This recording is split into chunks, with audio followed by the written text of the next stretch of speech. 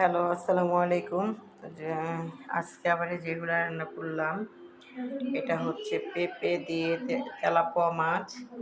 এটা হচ্ছে পটল দিয়ে উম, ইলিশ মাছ। মাছগুলো আমি নিচে রাখি, কারণ বাটিটা উপর করে যখন ঢালি তখন মাছটা উপরে থাকে, তরকারিটা নিচে থাকে, এই জন্য। এটা পটল দিয়ে চিংড়ি মাছ। এটা মানে একটা ভর্তা, পেঁয়াজ ভর্তা বলে। এই যে এটা মুসুরির ডাল, এটাও মুসুরির ডাল, এটাও মুসুরির ডাল। কারণ আমি বাড়ি একা যাবো, তো চিন্তা করতেছি, সেজন্য ওগুলা রান্না করে রাখলাম।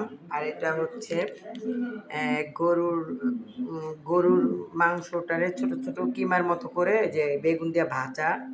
আর এটা হচ্ছে পেঁপে দিয়ে তেলাপোয়া মাছ দিয়ে, মানে পেঁপে দিয়ে দুটা বক্সে রাখলাম তেলাপোয়া মাছ। তারপরে যেটা, আর এটা তো যে চর্বি জাল দিয়ে রাখছি। কালকে আবার আমার হঠাৎ করে শ্যামাই খাইতে ইচ্ছে করলো, তাই 2 প্যাকেট শ্যামাই নিয়ে আসলাম।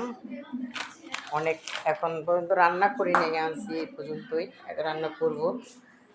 আজকে আবার আধা কেজি দুধ আনছে, আমরা প্রতিদিন 1 কেজি দুধ আনি, আজকে আধা কেজি আনছে, কারণ দুধ খাওয়া হয় না। এই যে এখানে একটা আছে তরকারি, এই যে এটা শুধু মাথা, শুধু মাথার মধ্যে মাত্র 2টা পটলটা কাইটা 4 টুকরো করে দিচ্ছি।